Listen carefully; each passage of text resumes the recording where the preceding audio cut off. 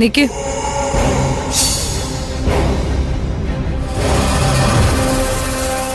പാതിരാത്രിയായി. എല്ലാവരും ഉറങ്ങിക്കാണുമെന്ന് കരുതിയല്ലേ?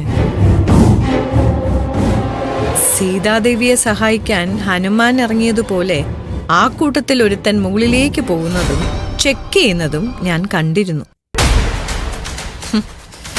അപ്പൊ ഞാൻ ഉറപ്പിച്ചു നീ വരൂന്ന്.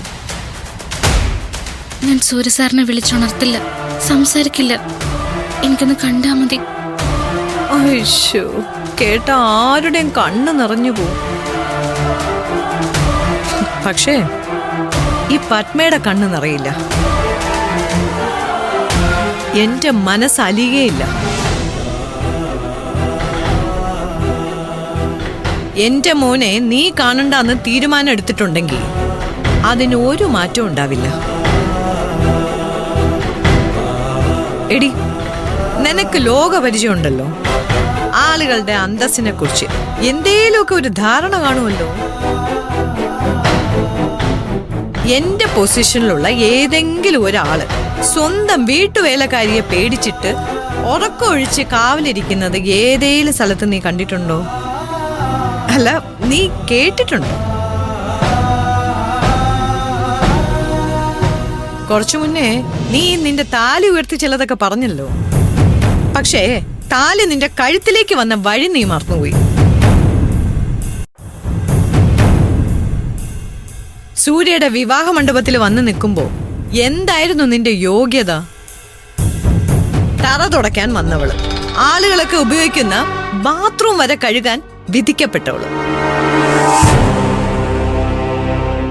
അവൻ എന്നോട് തോന്നിയൊരു വാശിക്ക് അവൻ ചെയ്തൊരു കൃത്യം. അതാ നീ ഈ പറയുന്ന കല്യാണവും നിന്റെ കഴുത്തി കിടക്കുന്ന ഈ താലി.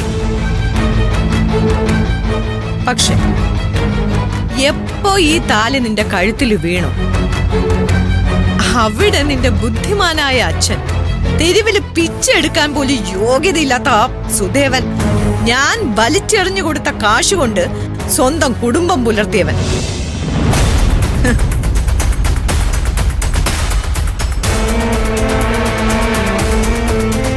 അവന്റെ ഉദ്ദേശം എന്തായിരുന്നടി?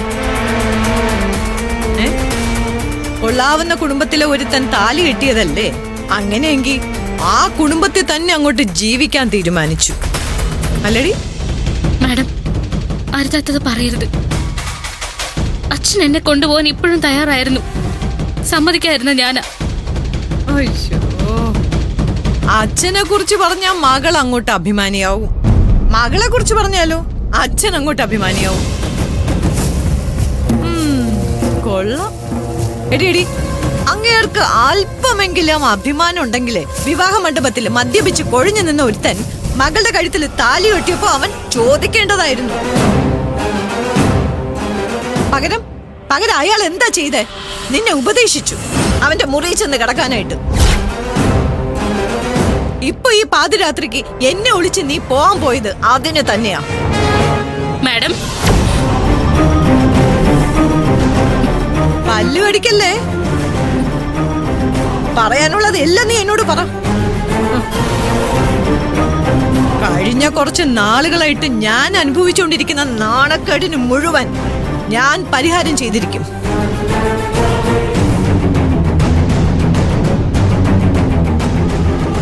നീ ചവിട്ടി നടക്കുന്ന തറയില്ലേ, നിന്റെ കണ്ണീര് കൊണ്ട് തന്നെ ഞാൻ കഴുകി ശുദ്ധമാക്കിയിരിക്കും.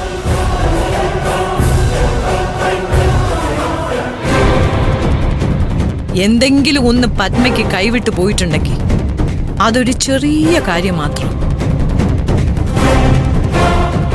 അത് കഴിഞ്ഞ ഈ പത്മ തിരിച്ചു പിടിച്ചിരിക്കും. അങ്ങനെ ഉണ്ടാക്കിയതാടി ഈ സമൂഹത്തിലെ സ്ഥാനവും ഈ കമ്പനിയും ഈ പത്മ എന്നുള്ള പേരും. മനസ്സിലായല്ലോ നിനക്ക്? എന്റെ മോനെ നോക്കാനേ ഞങ്ങളൊക്കെ ഉണ്ട്. ഇനി ഞങ്ങൾക്ക് വയ്യെന്ന് തോന്നിക്കഴിഞ്ഞ ദിവസ കൂലിക്ക് ഇവിടെ ആളെ നിർത്തും. എങ്കിൽ പോലും നിന്റെ ഈ സർവീസ് വേണ്ട.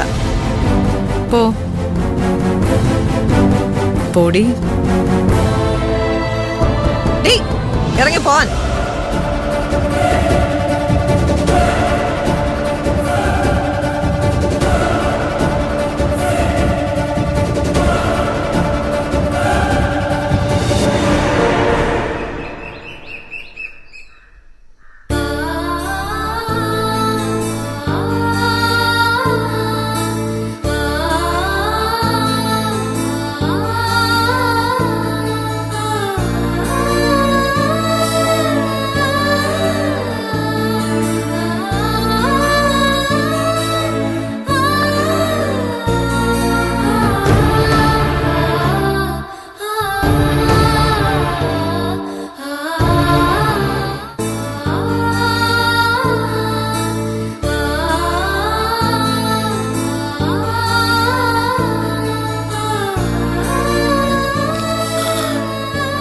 രാജേട്ടാ, രാജേട്ടാ,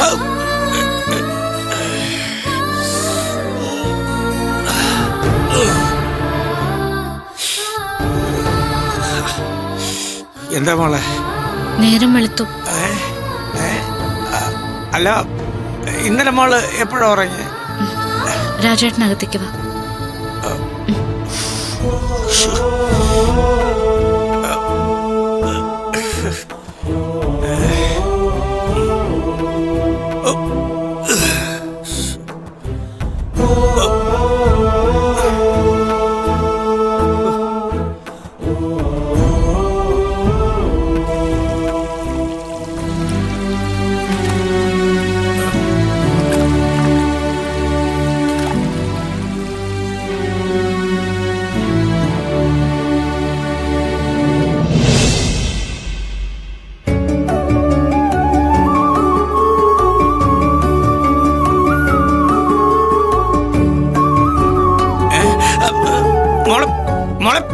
മോളൊന്നും ചെയ്യണ്ട, ഒക്കെ രാജവട്ടം ചെയ്തോളാം. ഏയ്, അതൊന്നും ശരിയാവില്ല. സൂര്യസാറ് മരുന്ന് കഴിക്കുന്നതാ. നല്ല ഭക്ഷണം കൊടുക്കണം, അതും കൃത്യസമയത്ത് തന്നെ കൊടുക്കണം.